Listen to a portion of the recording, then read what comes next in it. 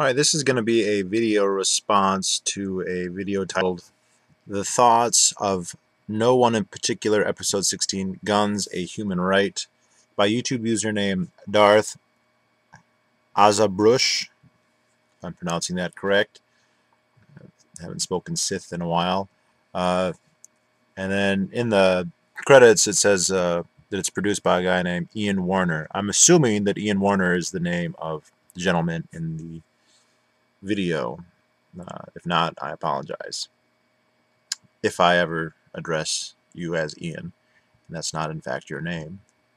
And this video, the Ian says he's from the UK, and he's basically making this in response to some assertion by Newt Gingrich that gun ownership should be put into the Charter of Rights of the United Nations.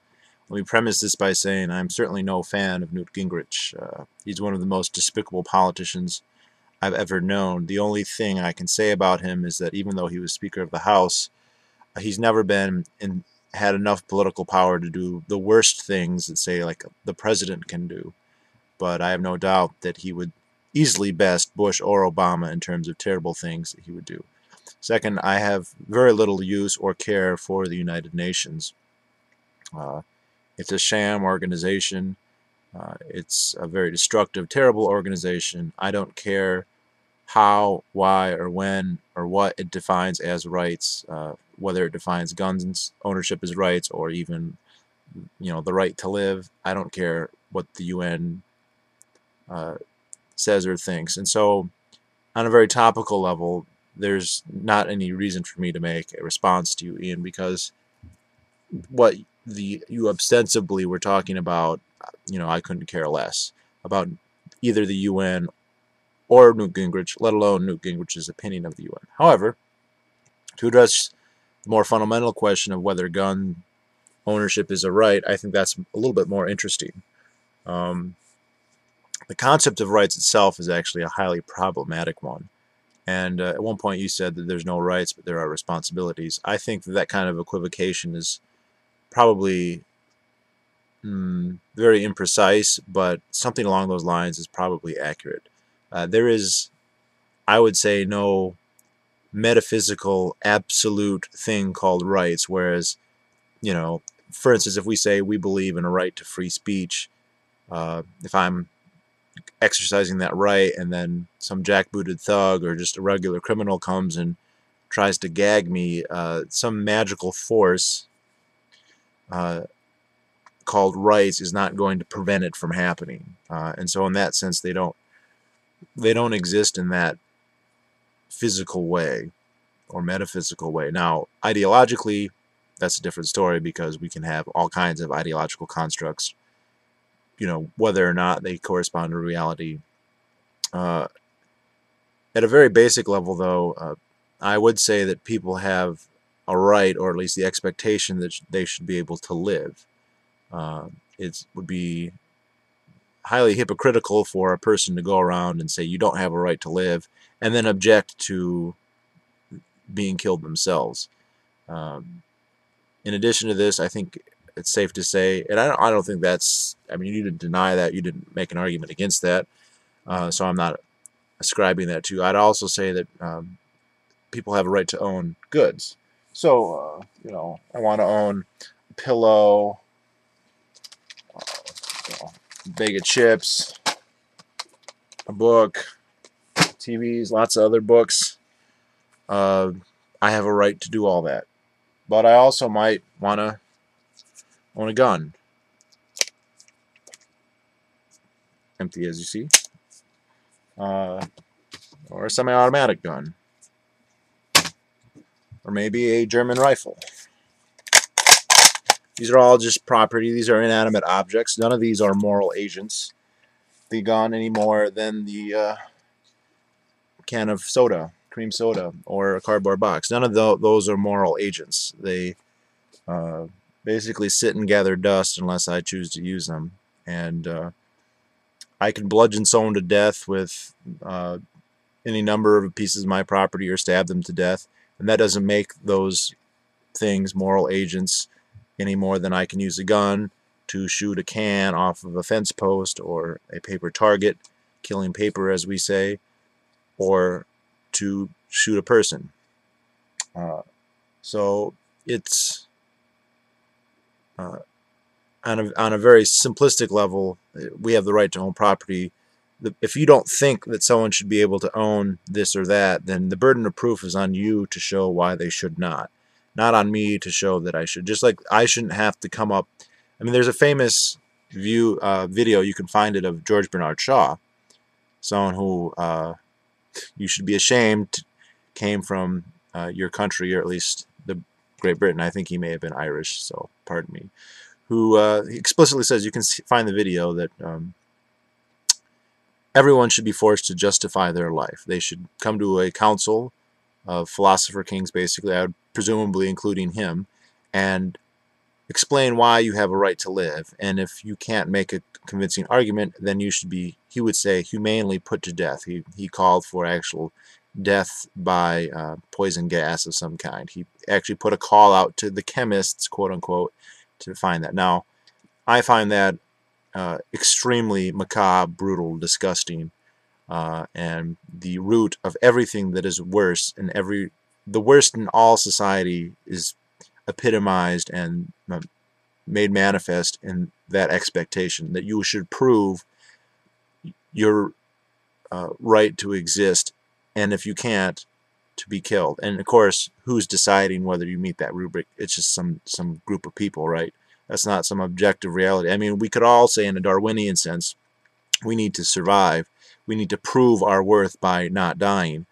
But that doesn't mean that there's some body of humans somewhere that has the right to make that judgment. And I would say this is also true with property. If I want to own a book or a table or a house or a bit of land, the burden of proof is not onto me to prove to you that I deserve that and that please let me have it. The burden on proof would have to be on you to deprive it from me. This is the basis of jurisprudence. As far in America, we call it English common law. I don't know that much about law in England now, so I don't know if you still use that terminology, if you still have the same precepts, or if indeed what we call English common law in the United States has in some way radically changed to be alien to what you would recognize. But you're innocent until proven guilty, and for you to say that I should be barred from owning anything, whether it be a book or a chair or a house or a gun, unless I can prove otherwise, is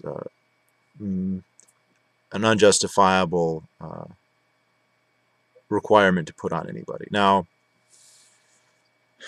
to get more into your point, you could make the argument, a utilitarian one, that, well, yes, obviously books, couches, whatever, but guns they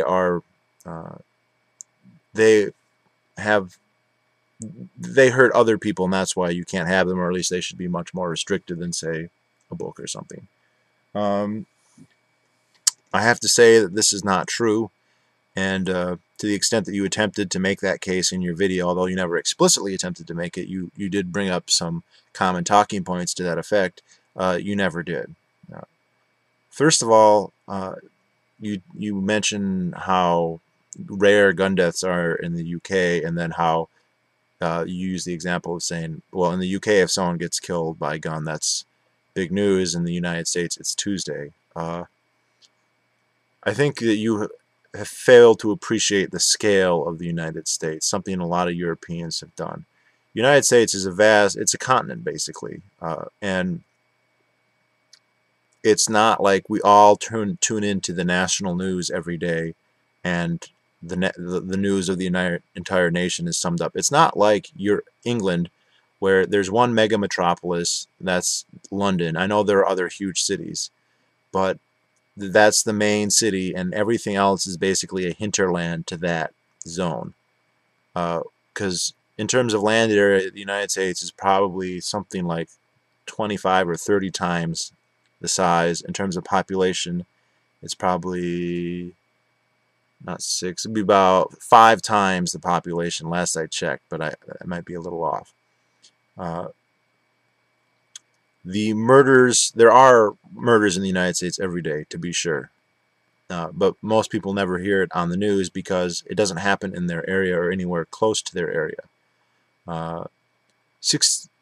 65% of all homicides in the United States happen in just 5 cities: New York City, Chicago, LA, Washington, D.C., and Detroit. That's 65% of the homicides. It's not 65% of the population. I don't know the numbers, but it's almost surely like 10% or less, maybe 15 or 20. The vast majority of Americans live in areas, large areas, geographical and population-wise, that have homicide rates that are as low or lower than anything in Europe. Where I live, it's less than one person per 120,000. That's the annual homicide rate. Is for every 120,000 people, there's one homicide, which I think is 4 or 8 times less than the UK. And I don't live in the middle of nowhere. And where I live, it's poor. It's not wealthy, and there's a high correlation that usually poorer you are, more likely there'll be crime. And it's not atypical. It's actually normal through most of the United States. The vast majority of Americans live in areas where homicide is exceptionally rare, and it is a big deal. When there is a homicide, it's a big deal because it doesn't happen very much. And the fact that there might be a lot of... I live in Michigan, which Detroit is one of the cities that has a lot of homicides in it. They have about a little bit less. I think they have one about every other day now. But Detroit is like 500 kilometers away from where I live. And it's... what happens there has nothing to do with what happens here. Here, no one locks their doors. It's very, very safe, and homicide is very rare. We care as much about what happens in Detroit as you would care about crime, say, in Portugal or southern Italy.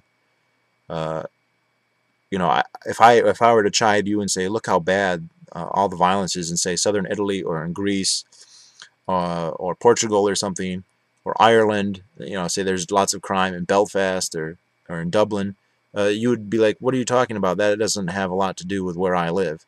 Well, New York City, I've never even been there.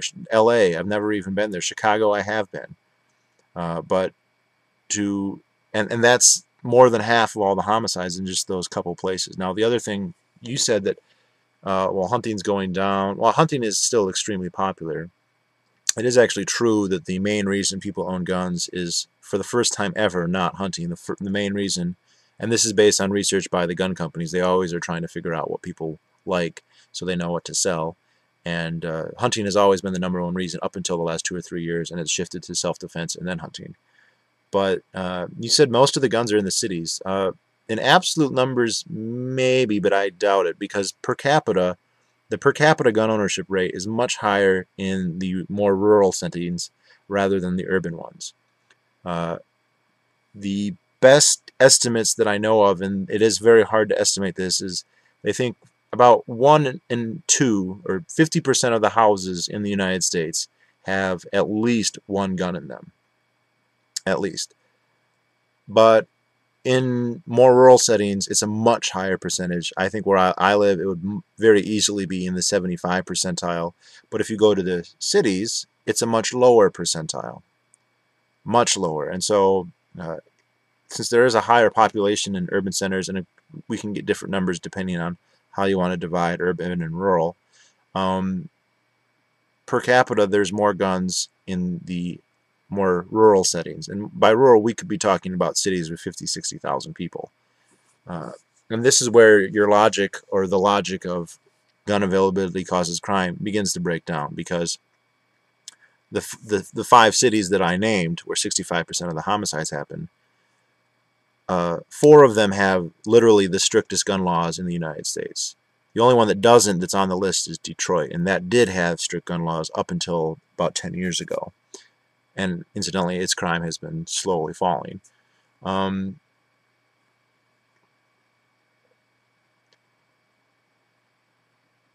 Those cities have European-style gun control. They usually have had, up until very recently, bans, usually on things like handguns. They usually still have full registration of everything, and they have all kinds of background checks. It's very much closer to the UK than it is to the rest of the country, but those are the places that have the highest crime, by far. Gun crime, regular crime, any way you want to slice it. the areas that have higher per capita gun ownership rates, even in urban centers, say like in Texas, like in Houston, San Antonio, Phoenix. There's a big city by me called Grand Rapids. It has about, if you include the entire area, almost 1 million people. They have very, very, very low crime, but they have high gun ownership rates. And there's just there's dozens and dozens and dozens of very large cities that have open access to guns as much to any rural farm community, and they don't have high crime. But those 5, and again, Detroit's the exception, they have very restrictive gun laws, and they have the most crime. Now, the basis of your argument here is that, well, the UK has strict gun laws, the UK has lower crime than the United States. It has lower homicide, that's true. Crime is a little bit more general term and harder to make any statements on, but hence it's this, strict gun laws that are causing this. This is the correlation does not equal causation fallacy, and there's a lot of evidence to suggest that there are other factors that are the main determinants. One, if we go back 100 years, the United States and the UK both had basically the same gun laws, and that was none. There were basically very few, if any, gun laws in either one. Even in the UK and in the United States, an underage child could walk into a store and buy a military firearm. And I know you're going to say, well, that's 100 years ago. What kind of military? Those are just muskets. No, 100 years ago, they had guns like this. This is just a revolver. Now, this particular model, no. But functionally, guns very similar to this. Or, like this. This is a German Mauser. And I think these were invented in the 1880s, and the more popular model was invented in 1898. This is the gun the German Army used in World War I and World War II. And it's a functionally modern firearm. Very powerful. You'd call it a sniper rifle. It's a bolt action, but it fires very, very quickly. And anybody in England could walk in and buy one of these. Anyone in the United States could walk in and buy one of these. And yet, was the crime between the United States and the UK the same? No. The crime in the United States was much higher than it was in the UK, and it has always been higher than it was in the UK, all the way back to Jamestown. Why is that? It's actually a very interesting question. Nobody knows for sure. I would wager that the population of the United States is a self-selected immigrant population, as far as we're talking about the Anglo population, which is the majority of the population. And they self-selected to be a certain group of people that are, let's say, a little bit less deferential to authority and a little bit more likely to get in a fight than people in England are. This is actually something there's a lot of anecdotal evidence to. For instance, when the Titanic sank, a higher proportion of Americans survived than Englishmen, because the Englishmen got in line, not all of them, I'm sure, but tended to get in line and wait to get on the lifeboats, and Americans tend to not be that way. When they're threatened, they will do whatever it takes. Not all the time. It's not like we're all Ubermenches or anything like that, but at a higher rate, and we're more likely to get in a fight than you are. Now, the other thing, and if we look at cities like London and New York, we have about 200 years of good data, and the murder rate in New York City has always been about 5 times what it is in London. Even though for half of that time, the first 100 years, the gun control laws in the two were the same, and they're still very similar, because New York is one of the most gun-controlled cities in the United States. I mean, they have a ban. You have to get a license to own just about anything. They have bans on certain types, and the licenses are extremely difficult to get. They give them basically to famous people and politically powerful people. So the mayor has one, or if Tom Cruise wants to get an apartment there, he can probably get one. You or I, other people, legally can't. So right there we see that the differences in crime precede changes between the gun laws. Second, in the last 20 years, there's been a liberalization of gun laws in the United States. Gun laws, especially at the state level, have been revoked. Very little has been done on the federal level. What little did happen has expired. And the number of guns in private hands has exploded in the United States. Since about 1990, it's safe to say that something like 100 million firearms. Most of them modern. Like this. Like this guy right here. This is a Belgian FN FAL, which the British Army actually used for a long time. This is what the British Army had in the Falklands. 100 million guns like that and others have gone into private hands in the United States since 1990, in addition to at least 100 million that were already in private hands. So what has happened to the crime in the United States in the last 20 years? It has steadily declined. And if gun availability and access causes crime, then the fact that that many new guns have become available should mean we would be in a bloodbath. I mean, if I just told you that fact alone, you would assume that the United States was just everyone would be dead. And yet, clearly, this has not happened. The crime has gone down. Now, the UK, it's hotly debated. Best I can see is you've become much more restrictive in terms of gun availability, and crime has, if it hasn't gone up, it's basically kind of stayed the same. It has not shown a correlation at all with increasing laws causing lower crime. I'd love to see the correlation, and if it exists, you can come up with a number to actually correlate it. And I mean, I've seen studies where they've tried to show it, and it's extremely weak. Now, I was happy to see that you pointed out Finland. Finland actually doesn't have more lenient laws than the United States, but they're similar. They have a few restrictions the United States don't, but there are other countries. The country in Europe that is the most like the United States when it comes to guns is not Finland, it's Switzerland. And Switzerland has lower crime than the UK. It has it's the only country even close to the United States in terms of per capita ownership. Basically, the United States, the per capita is about 1 to 1. Most estimates are that there's slightly less than 1 gun per person in the United States. Earlier I said it's every other household, but most of the households have more than 1. As you can see, I have about 10, and I'm by no means extraordinary. Switzerland has about 40% of the population.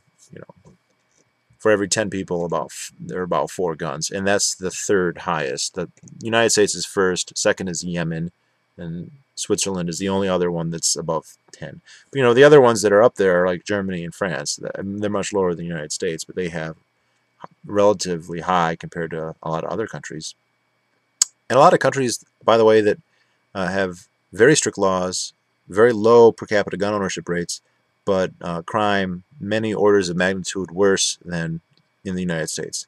Jamaica, Honduras, Belize, I mean, most of the Latin American countries, Mexico, South Africa, and whether we compare first world countries like, say, in Europe, if you want to just throw out all the third world countries and say, well, they don't count. Well, look, I mean, Norway, Sweden, Finland, as you mentioned, even Iceland, they all have less restrictive laws than the UK, but they have lower crime. Iceland has less than 1 homicide per year for a country of 250,000 people. They have laws much more restrictive than the United States, but half again less restrictive than those in the UK. So there's no scientific evidence for the claim that gun availability causes crime. The only thing I've ever seen is that it is the preferred method for suicide.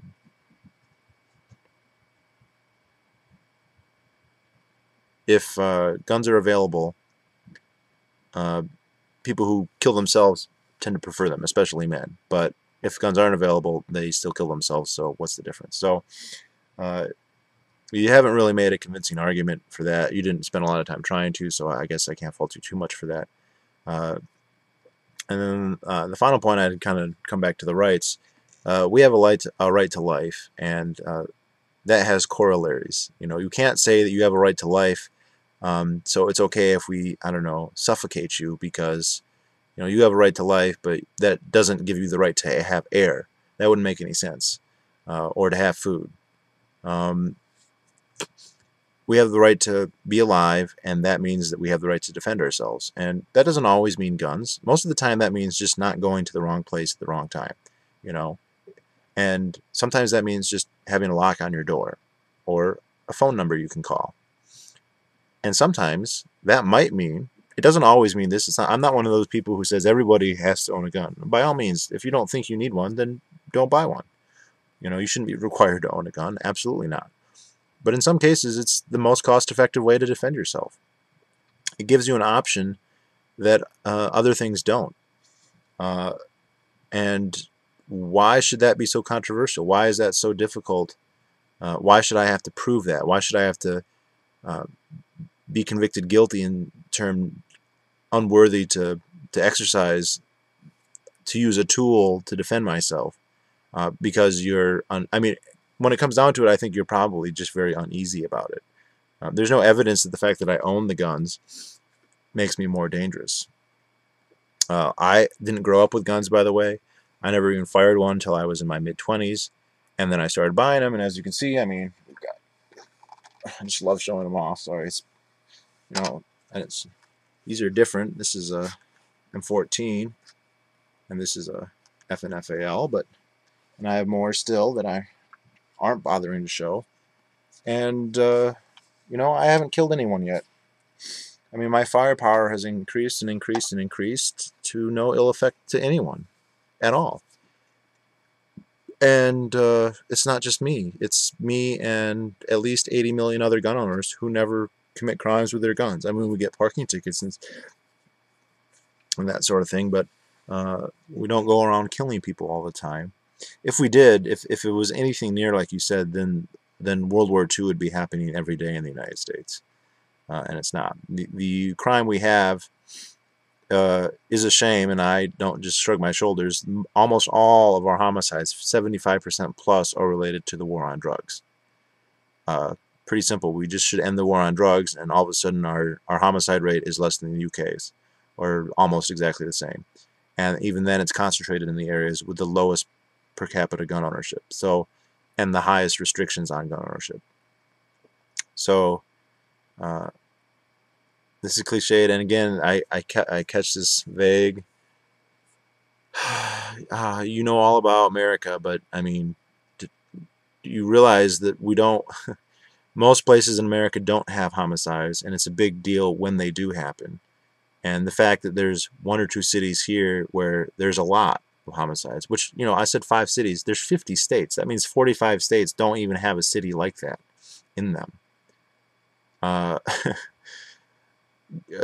And it's not like that constitutes just a tiny fraction of the population. We're talking about multiple times the entire population of the UK that live in areas that have lower crime than the UK. Multiple times. At least 150, maybe 200 million people. It could actually be even higher. It could be 250 million people who live in areas that have crime, violent crime, including homicide, as low or lower than the UK, and yet there's this huge gun problem. Look, the violence in the United States is extremely concentrated, and even in those cities, it's usually in just a few certain areas, a few blocks. And there, you're correct. It does happen every Tuesday in those places, you know, frequently. But the reasons clearly have to deal with the drug war, and have nothing to do with gun availability, because in those areas, ostensibly, guns are harder to get, and they have lower per capita ownership rates. And if we look internationally, we just don't see the correlation. If we look between the UK and the US, we don't see the correlation. Like I said, though in the past, when functionally modern firearms were available, there wasn't a change. And as the UK got stricter and stricter, did you see crime go down and down? Not really. In the United States, we've become, in the last 20 years, less strict, and we've seen crime go down. So, and the number of guns is just, you would pee your pants. I mean, if I said let's let 100 million guns go into private hands in the UK, you'd say, well, we'd all be dead. But it just happened in the United States in the last 20 years, and crime has gone down. And you know, we have a fair experience here because we do it in all the state. You know, the states actually have a lot of say in their gun laws, and there's a lot of variance between the states. There's a couple states that have very European style. They ban. There aren't any that have ever banned handguns, but they ban like those that FNFAL that I showed you. That's not legal in 2 or 3 states. And some states have registration of everything and waiting periods. And other states, you can just walk into Walmart and buy an AK-47 and walk out, no questions asked. But every time a state has loosened laws, made it easier to own guns, every time, people come out and say, hey, everyone's going to die, there's going to be blood in the streets, we're all just going to kill, we're going to get we're going to get a parking ticket and go on a rampage. And it just never happens. The crime either doesn't change or it goes down slightly, or sometimes dramatically. The places where it goes down the most is actually in the urban centers that are the worst. So Detroit, it still has really bad, but actually you go back 10 years, 20 years, it was twice as bad as it is now. And the state that Detroit is in, Michigan, passed right to carry, meaning that people who want to can carry a concealed handgun on their person. Only about 1% of the population ever actually does that, but since that's happened, the violent crime in Detroit has basically halved. It's still very high and bad, but it's halved, even though the poverty rate is even worse. So the evidence that gun availability is actually a detriment to society at large is pretty dubious. There's no evidence really, other than anecdotal evidence, and just to say, oh, look at the UK and look at the US. If we really look at it, we can't really come to that conclusion. So, absent something that compelling, I don't see why you should object to people owning a gun any more than a piece of luggage or a car, which after all kill more people in the United States than guns do, or cigarettes or alcohol, which also kill more people in the United States than guns do. Actually, in those cases, like literally 10 times more people. But then again, maybe you do object to that, so I hope I'm not presuming too much. Anyway, this is a pretty long video, I see. That's pretty common for me, and I apologize if you've had to watch all this and you didn't like hearing it, but that's pretty much it.